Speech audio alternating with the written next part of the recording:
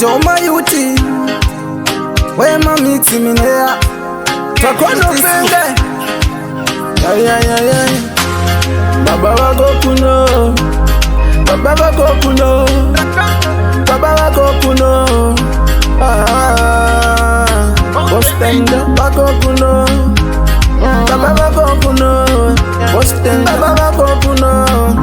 Heya Harkuti matbol Mwana uchinge washanda usazokangana kutumira padiki mwanangu Baba wako kuno bari kuti yavachagone kushanda mwanangu Mwana uchinge washanda usazokangana kutumira padiki mwanangu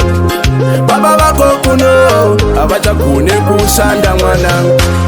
Wako shingoko yetsa Ove ya jona isa kumetsa Usatendera vakadzi vako kuyetsa Eburu kweburu muyetso chitwetsa Wako yetsa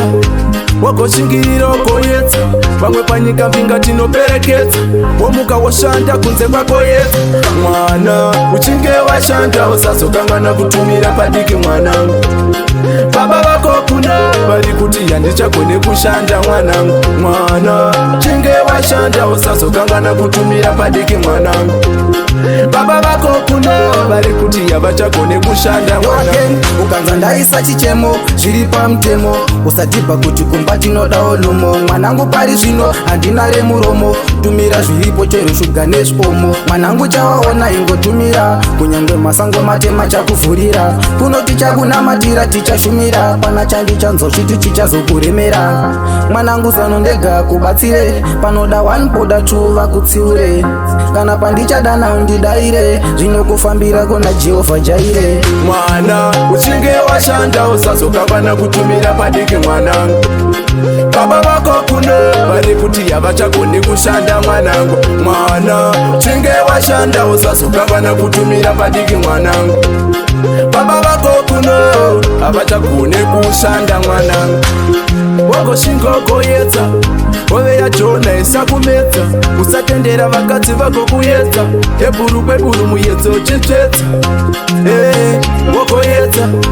Wako shingiriro koyetsa Vamwe panyika mbinga tinopereketsa Womuka woshanda kunze kwako yetsa Mwana uchinge washanda usazokangana kutumira padiki mwanangu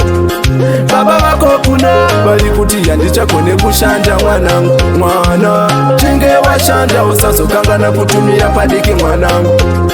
Baba wako kuno bari kuti yavachagone kushanda mwanangu Ukanza ndaisa chichemo zviri pamutemo Usatipa kuti kumba tinoda olumo Mwanangu pari zvino handina remuromo Tumira zviripo chero shuga nespomo Mwanangu chawaona ingotumira Kunyangwe masango matema chakuvhurira Kunoti chakunamatira tichashumira Pana chandi chanzo chitu chichazokuremera